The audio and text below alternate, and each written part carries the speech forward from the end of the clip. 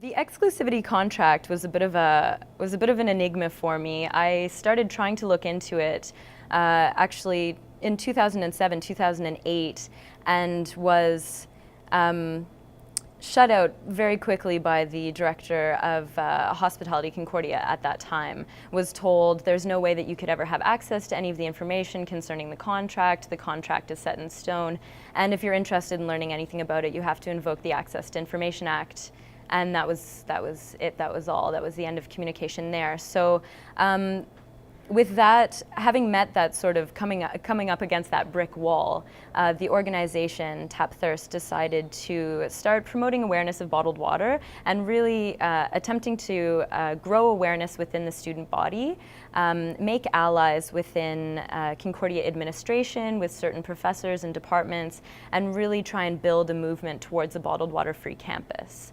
It came to our attention that the exclusivity contract with PepsiCo was slated to expire December 2010. So in 2009, we started working towards liaising with various members of the university, trying to figure out, okay, how can students have a say in whether or not whether or not another contract of this kind gets signed, or maybe in thinking about more sustainable possibilities.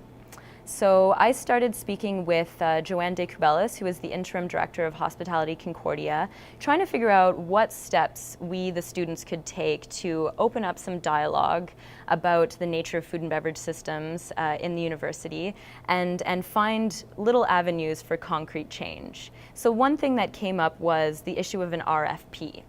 Joanne had told me any criteria that you're talking about in terms of no bottled water, healthy drinks, locally sourced, organic, non-exclusive even contracts, all of that needs to be framed within a request for proposal that we will put out.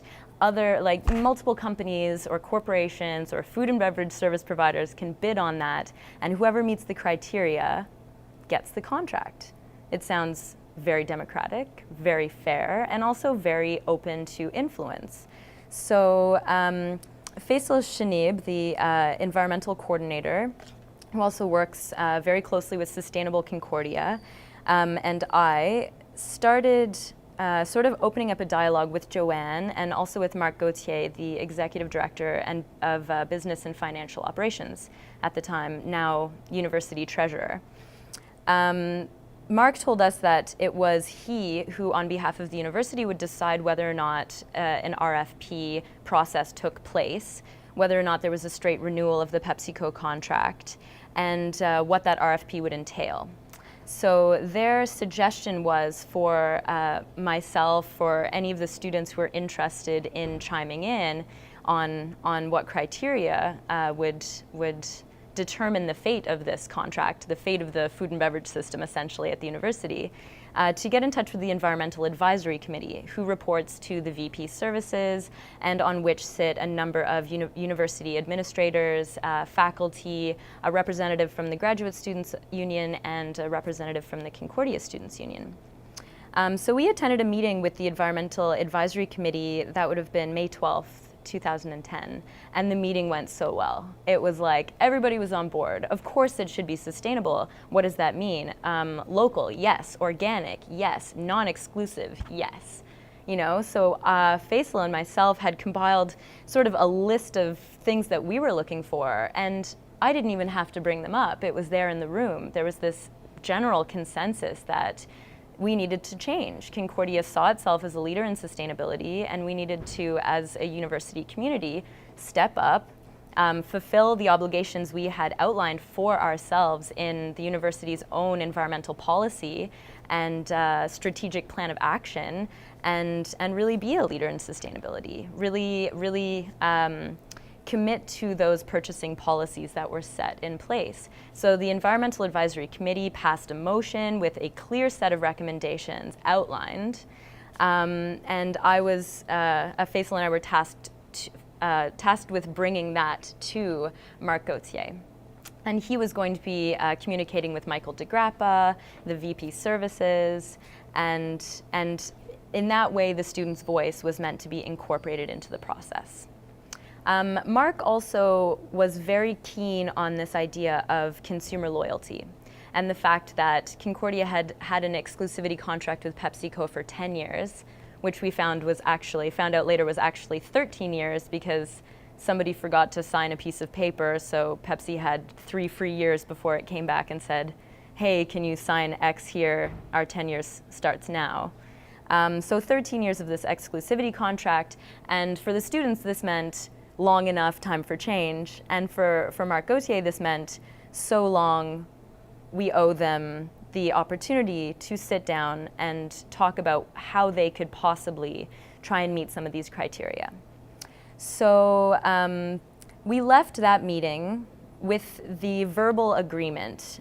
Mark Gauthier said, we aren't going to move on this PepsiCo contract. We won't do anything. Nothing will be done, including incorporating any of your criteria, until we can sit down, the students and Pepsi and myself, all of the key stakeholders together, and talk about how Pepsi could possibly meet these criteria or what these criteria are and how they would be incorporated into the contract process. So in the meantime, he tasked me with a number of things to do, which were very time-consuming and very exhausting and very impossible, including coming up with a cost-benefit analysis of going with an alternative food and beverage service provider versus an exclusivity contract. This in and of itself was inherently impossible because I didn't know what the terms of the exclusivity contract were.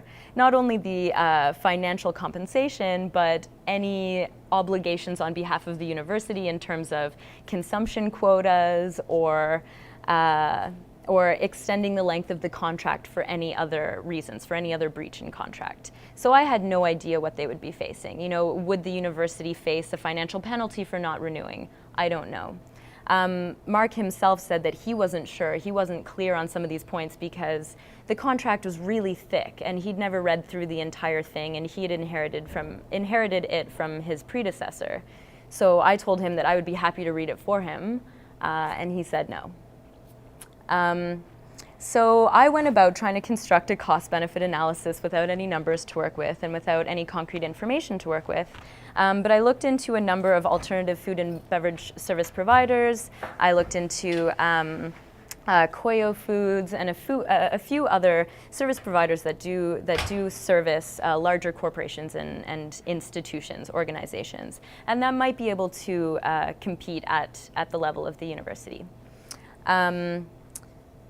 So having done all of that, I was also tasked with compiling a fact sheet about bottled water to send to Michael DeGrappa and an executive summary of the criteria and the student movement's position. The organization also made contact with a number of media outlets in Montreal and made contact. We're working very closely with the Polaris Institute in Ottawa and a few other campuses. We had a letter of recommendation come from the University of Ottawa's Office of Sustainability saying, hey, the University of Ottawa's gone bottled water free. We hear you guys are thinking of doing the same thing. Great job. If you have any questions, you can come to us. So this was a letter sent from the Office of Sustainability at Ottawa U to Judith Woodsworth, the then president of Concordia. So with all of this stuff going on, it was also the summer, and I had decided to stay in Montreal. A lot of the members of Tap Thirst that were also part of the student movement were gone over the summer. A lot of the administration was on holiday, vacation, etc. So this meeting with Pepsi kept getting delayed and delayed. Sorry, Michael DeGrappa's on vacation. Sorry, Mark Gauthier's out of town. Sorry, the meeting can't happen. Pepsi can't make it. And it got stalled and stalled and stalled while my plate was piled ever higher with bureaucratic hoops to jump through, with the intention that this would help secure a place for the student voice in this decision-making process. School started in September. The meeting still hadn't taken place. Faisal Shinib contacted Joanne Descubellis to find out what was going on. And she emailed us, and I provided a copy of that email to the Montreal Gazette. They never published it. To The Link, who did refer to it but never published it in its entirety. but sent an email reiterating the verbal agreement that Marc Gauthier had made, stating that, I quote, "there has been no movement on the Pepsi file," and that they were still waiting for this meeting to take place before any movement would be made. So on October the 26th, I was tipped off by a member of the Concordia Student Union who had also started to get involved in this movement, that an agreement in principle had already been signed between Concordia and PepsiCo, and that the final contract was being signed that week. So the next day, there was a proxy meeting that had been set up by Marc Gauthier with a representative from Nestle Canada, and myself as a representative of Tap Thirst in the Concordia Food Systems Group, Faisal Shanib, the environmental coordinator, and a few members of the CSU executive were meant to all come and sit down at this meeting. And it was supposed to sort of be a proxy. Instead of meeting with Pepsi, we're going to meet with Nestle instead. And I sort of saw this as the university had been trying to sort of limit the scope of this movement and frame it exclusively around bottled water, and not touch the issue of this exclusivity contract and lack of sustainability in the food and beverage system. So for myself and for others in the organization, in the movement, this was like a joke, you know, like, no, we're supposed to be talking with Pepsi, we're supposed to be talking about an exclusivity contract. We're not supposed to be talking with a representative from Nestle who also sits, who is also involved with the Canadian Association for Bottled Water, and talking only about one product. This is where the movement started, but this is not where it was at this point in time. And we felt that this was, this was a move to weaken the movement. So that meeting sort of we already had our doubts around that meeting. And then the day prior, we were tipped off. So I basically contacted a number of people in the organization, in Tap Thirst, people at Sustainable Concordia, at QPERG Concordia, at the graduate students union level, at the CSU level, and we sort of started spreading the word, and many people were involved. I can't stress the number of people who dedicated so much of their time and energy and passion and heart into this thing, and how incredibly blown away I was by the show of solidarity in front of the GM building on October 27th. It was insane, you know? We showed up and everybody had come together. And for myself, it was also a really wonderful moment, because over the summer I had been sort of chosen by media and by the administration, sort of picked out as the face of the campaign, and that was something that I wasn't really comfortable with. So this protest was a really wonderful moment for me to sort of say to the university, like, it's not just me, you know, like this has always been way bigger than that and way more significant than that. So we held a big protest outside of the GM building, and when the time of the meeting came close, the movement decided that all of the students would accompany the representatives into the GM building, and they would sit in and stage a sit-in protest. And I walked into that meeting room with Faisal and with members of the CSU, and Marc Gauthier was there, and the representative of Nestle was there. And right off the bat, I said, this meeting is not the meeting that was meant to be taking place. There are lots of students that are sitting out in the hall that have questions that they would like you to answer. Those students were not allowed in. There was quite a heavy security presence there, preventing students from actually entering the office where the meeting was taking place. Marc Gauthier was extremely patronizing and placating, and openly denied any verbal agreement to make no movement on the Pepsi file until we had met together, which was a blatant lie. So I basically told him that I was not going to stand for being patronized and lied to, and that I would be sitting with the students outside in the hall if at any point he decided that he wanted to come out and be accountable.